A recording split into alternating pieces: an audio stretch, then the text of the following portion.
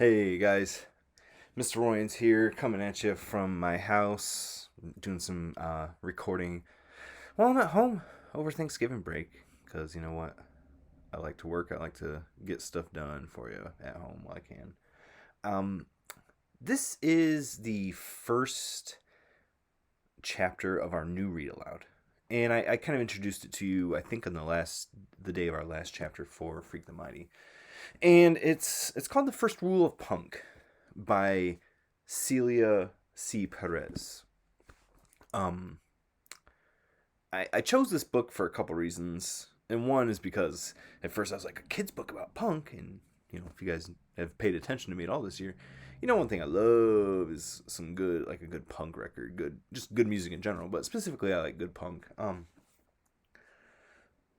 But punk is more than what you may have seen in media, what people might tell you it is, and like it's not just people with big spiky, the Liberty spikes, mohawks, and colored hair, and ripped clothes, and combat boots, and patches. It's more about being yourself. And when I looked at this book to to see if it was something I wanted to read, what caught me was on the cover it says, "Always remember to be yourself." And it's underlined.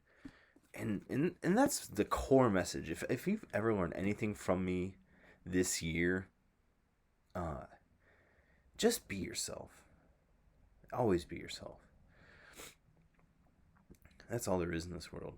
That's all you got to yourself. All you have is being yourself. Everybody else is already taken. Be yourself. And that's the beauty of punk. It's about being independent. It's not about being a rocker like, hey man. Because there's so much, there's a lot of good music in this world, not just punk.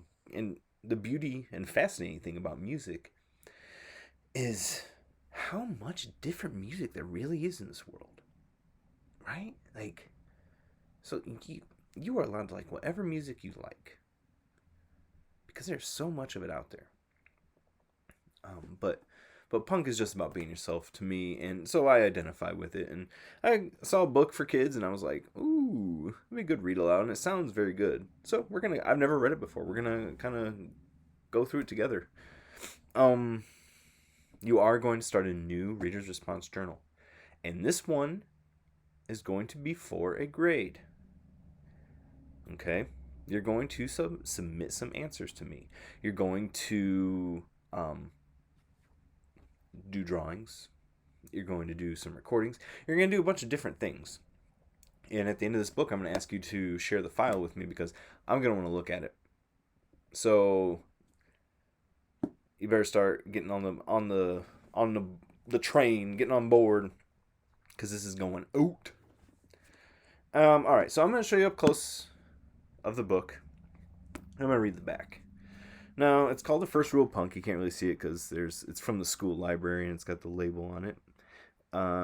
By Celia C. Perez, you can see right there. And you can see the award. So it's won an award. It says the Pura Belpre Honor Book.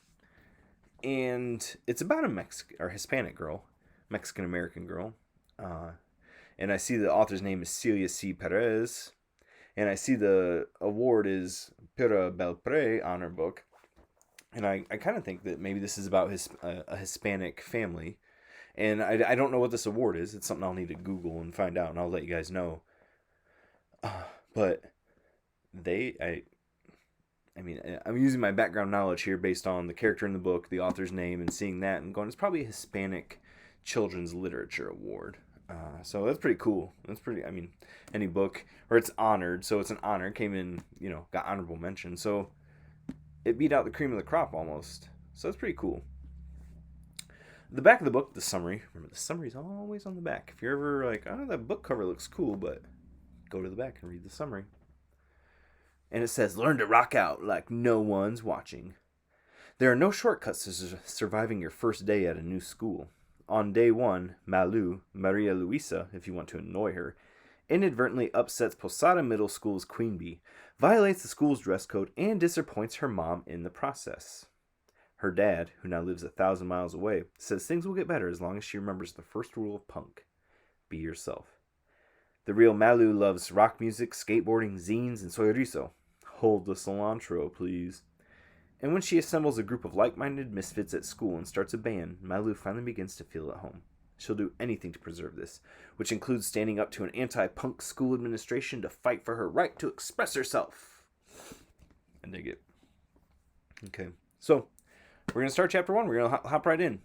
You're going to have some things to do for this, your first activity with it, so make sure you're paying attention, following along, and you can always go back and listen to it again. Chapter 1. Dad says punk rock only comes in one volume. Loud. So when I slipped my headphones over my ears, I turned the music up until bass strings thumped, cymbals hissed, and guitar strings squealed like they were having a conversation with each other. Mom says my music is a racket, but to me it's like the theme music to my life, and it's always helped me concentrate. I ripped a page out of a magazine and squeezed my fingers inside the blue plastic hole of an old pair of school scissors. It was a little too close for my comfort, but my real scissors, the ones made of steel with a black handle, were packed away, and I had to get this done. It was now or never. I maneuvered the blades carefully around the page. I liked the feeling of the scissors slicing through the glossy paper, especially when I got to the very last snip and freed the exact piece I wanted. The word I cut out stuck to my sweaty fingertips, and I carefully placed it on the floor, where my zine supplies were spread out around me. There were sheets of unlined paper and old magazines Dad had given me, an uncapped purple glue stick, and a folder so fat with clip art that paper spilled out of the opening. The yellow Whitman sampler box that held my colored pencils, stickers, and scraps of paper still smelled of chocolate, but no longer contained a delicious assortment of candy. While hunched over the magazine, looking for more letters to cut out, a pair of leather-sandaled feet suddenly appeared. I looked up at Mom, who stood over me in her Heshe and Mexico t-shirt and a knee-length gauzy skirt. Her lips moved, but her words were no match for my music. Finally, she pointed to her ears. Super Mexican strikes again, I said, pulling the headphones down around my neck. Super Mexican is my nickname for Mom. She's always trying to school me on stuff about Mexico and Mexican-American people. I think her main goal in life is to make me into her ideal Mexican-American senorita. Plus, she likes to wear these embroidered dresses and skirts and wraps called rebozos. I call this her Super Mexican uniform. Mom acts like it annoys her, but I think she secretly likes the nickname. Funny, Mom said. You all done packing? I guess. I glanced over at the pile of boxes and bags next to the door. Mom told me to bring everything I needed, but not to overpack, which didn't make any sense. My room wasn't my room without my things. There were only a few belongings I decided to leave behind, and they became the only signs that I'd ever lived here. I felt like someone had taken a giant pink pearl eraser and rubbed me out of the picture. Great, Mom said. Your dad will be here in an hour, so get ready. I am ready. I looked down at my t-shirt and shorts. Mom's eyes moved over my clothes with their super scanning powers, looking for holes, stains, and other un-senorita-like offenses to point out. But before she could comment on anything, she noticed the magazine I was cutting. Malu, that's not my new magazine that just came in the mail, is it? I gave Mom an unapologetic smirk to let her know that it was. I'll take that thank you very much, she said, holding out her hand. If you need magazines, check the recycling bin. Yes, ma'am, I said, and I saluted her before I handed her the copy of Bon Appetit. I put my headphones back on and grabbed a blank sheet of paper. I had to get this zine done before Dad came to pick me up. I started making zines earlier this year when I discovered Dad's collection of punk music zines from his high school days. Zines are self-published booklets, like homemade magazines, and they can be about anything, not just punk. There are zines about all kinds of topics, like video games and candy and skateboarding. A zine can be a tribute to someone or something you love and nerd out about, or a place to share ideas and opinions. Dad said they're also a good way to write about what you're thinking or feeling, kind of like a diary that you share with people. Mine are mostly about stuff I find interesting or want to know more about, but ever since Mom told me we were moving, a lot of my zines had become about that. Mom made it seem like this move was no big deal, because we'd be back when her new job contract expired. But 2 years might as well be forever. 2 years meant all of middle school, and I couldn't even imagine what 2 years away from Dad would feel like. It was a very big deal. So for the next hour I wrote and cut and pasted a final plea to Mom. I glued the last letter onto a page, and just as the doorbell rang to signal my time was up. So, Malu is moving away with her mom for a couple years because Mom's got a new job. Sounds like Mom and Dad aren't together. Divorced, maybe? Never got married. I don't know. And Malu talks about making zines. Now, as someone that had friends that were like hardcore into the scene, I had a lot of friends make zines. They were they're kind of interesting, if that's your thing. They're kind of cool, some of them, but some are kind of low budget. But so what Malu is doing, she's cutting pictures, she's cutting letters, and things out of magazines. Then she's gluing them onto a paper, making her own. Her own magazine, a zine. And I'm going to show you some instances or some pictures that she has right here. She's making this one for her mom, so it says, "There's no place like home." All letters cut out of a magazine. Home is Dad and Marty. Ooh. There's a picture of an old man and a dog. Marty, the poet, not him. Marty, the cute dog, it is him. Let's go listen to some music at Spins and Needles Records. There's a record, alligator heads.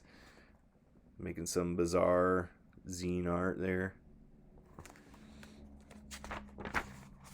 Unchained Books. Books, not a graph. Bookstore Cat. Movies at the Hippodrome. Skating, or trying to, outside the art building on campus. Friday night dinner with Dad at Da Vinci's. Spinach and tomato pizza. Root beer. Garlic butter rolls. You see all those things?